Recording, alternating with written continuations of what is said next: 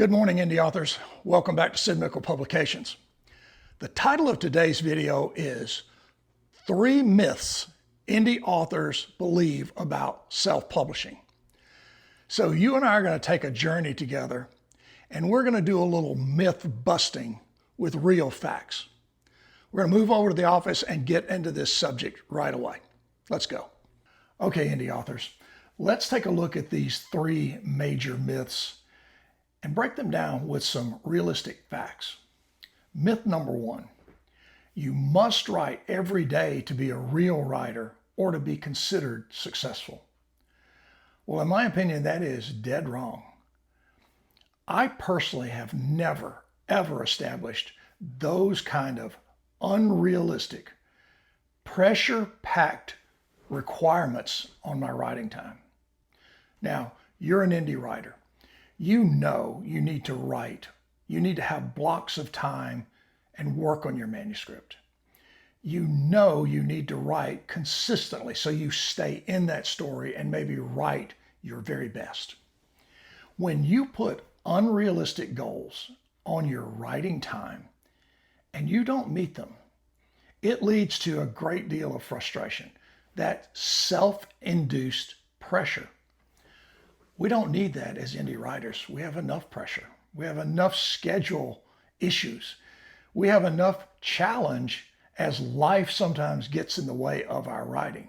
Remember, we are not highly successful, published writers whose only job is to write. Typically, we are employed, we have children, we have families, and life often gets in our way. Never, ever put unrealistic pressure on your writing. It will negatively impact the quality of your writing. And the worst part of it is it can lead to burnout. It can literally put so much pressure on you that you give up your goal or your dream of writing. Now let's look at myth number 2. And it is your first draft should be good or readable. You should have it perfect before you move on. Again, this myth is dead wrong, and I think dangerous to indie writers, especially new writers. And let's examine why. So you're an indie writer and you're beginning your manuscript. If you put the pressure on yourself that as you go through it, it should be perfect, you're really fighting a losing battle there. It's a draft. The word draft means beginning document, typically to a finished document. And remember this as well. There's a well-known phrase in the writing business that says, your best writing comes from your revisions. I think that is very true because if you've ever watched any of my videos before, you've heard me say over and over, you're going to edit, you're going to rewrite. In other words, you're going to revise sentences, paragraphs, pages, and chapters.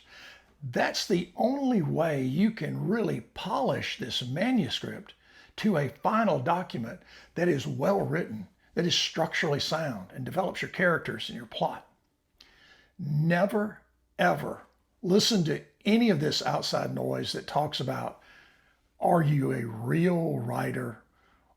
What you should do with your manuscript? How it should be perfect all along the way. Those things are very unrealistic. They don't fit in the world of writing. Now we have 2 of our 3 myths resolved. Let's take a look at number 3. Once the book is written, the hard work is over. Now this myth really makes me smile because it is maybe the furthest statement from the truth that you'll ever hear about writing. I always say this, when you publish your book as a self-published author, you're halfway home. Now let's recap that, and I've got some notes here. I want to make sure that I get you these points precisely. When you hit publish, you have done your self-editing, you have done your rewrites, and you've done a complete revision all the way through your book. Whatever the number of times it took, you've done that. You've also taken your professional edit. You've gotten it back. You've put all the changes you agree with from that editor into your manuscript. And that manuscript is considered final to you. You've then taken your professional book cover that you paid for, that you went out and gained from a professional designer, and you have it uploaded to your book. You've also filled out your author page, telling people who you are, why you write, what the book is basically about. And then further in that book, you're going to write a great book blurb and promote that book, promote that story.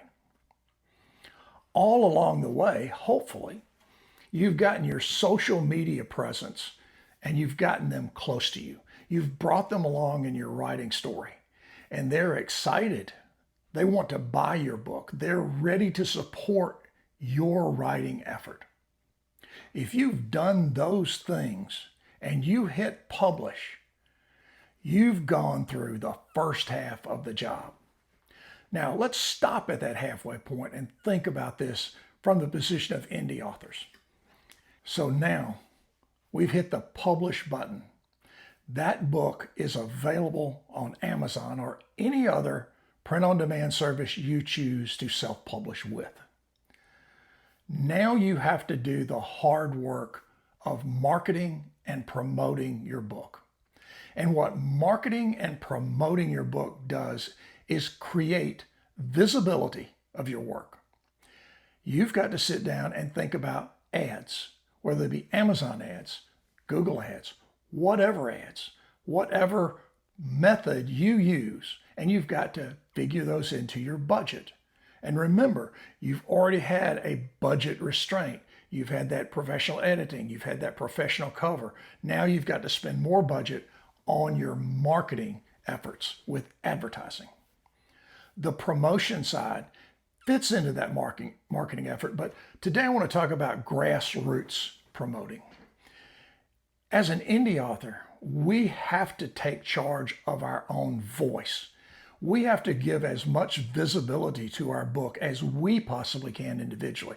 Now, yes, that will be local and it would be limited, but it's something that I think is critically important to launch your book and to give it that first step in potentially being visible. You've got to go out and you've got to find people to talk to about your book. I always try my very best to speak to groups, whether it be schools, whether it be churches, whether it be any kind of civic organization. Talk about your writing, talk about your journey. Give your writing as much visibility as you can. Try to publicize your book launch with a local newspaper if you possibly can. It is sometimes very difficult for us as indie authors to put ourselves out there like that. Some of us may be a little introverted.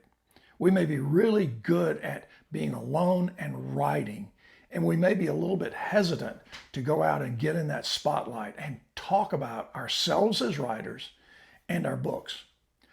I would encourage every one of us to do that. Think about it, plan it, and take that step. Give your book as much of a boost as you possibly can with that early on visibility and that grassroots marketing and promotion. Never forget to work your indie bookstores. The worst thing they can say to you is no. Then you go to the next bookstore. We have another myth, a little bonus myth for today's video. So let's get into that one as well. Here's myth number 4. I know enough people who will buy my book, read it, and give me a good review on Amazon. Well, that is not true. And I'll tell you, in the beginning, when I wrote my first book, when I created my first book, A Backwards Glance, I believed that statement. I was sure I knew enough people who would read my book and they would go right away to Amazon and they would give me a good review. Because as indie authors, we all know reviews are critically important. They're very, very important to giving people who look at your book on Amazon a positive feel. Hey, that was a great review. This person said this book is a good value. It's a good read. I believed that myth. The truth is, reviews of any kind, good, bad, or indifferent, are like lost Inca gold. They're incredibly hard to find. People have the best of intentions, and they may tell you, I am going to go and give you a great review. That is an easy thing to say, but writing a review takes an effort. It is not the simplest thing in the world to do. And then as people sit down and they start writing it, they begin to get concerned about what they're writing. What am I really saying? Am I making sense? It is a challenge to get good reviews. And there's one other thing I would want to advise you about. Never, ever play games with getting reviews. Never buy reviews. Just don't go down that road. So the best plan is to get those organic reviews. Ask for them. Tell people how important they are to you as an indie writer. Just don't play games with your reviews.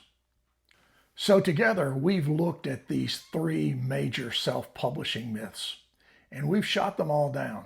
We have busted these myths. And we took a look at myth number 4, the question of how easy it is to get reviews. And we've determined it's not easy at all. The one thing that I will tell you, please make sure that you don't bring added pressure as an indie writer to your writing experience. Never set unrealistic goals. This task is hard enough without you adding anything extra to put pressure on yourself. One other thing I will tell you, always think about finding a writing resource. We welcome you to join us here at Sid Mickle Publications. I would love to have your comments. I can assure you, we will answer your comments. We'll be glad to answer questions you have about any of our video subjects. If you have that resource that you can trust, it is invaluable to you as a writer at times. Most independent writers have very few resources they can trust, and there are a lot of places that really don't give you a kind, warm response to your open questions. We look forward to having you join us next week, and we always look forward to having your comments. You can also put your comments into our Gmail account. It is Sid Mickle Publications at Gmail if you'd rather not do that on the video. So until we get together next week, I wish you all a great deal of success in your writing. Don't buy into myths. Never take that false information and use it. Go out, have a great week. Make sure you carve out some time to have fun with your friends and family. It'll be one of the best things you do during your week. Until we get back together, take care. See you later. Bye-bye.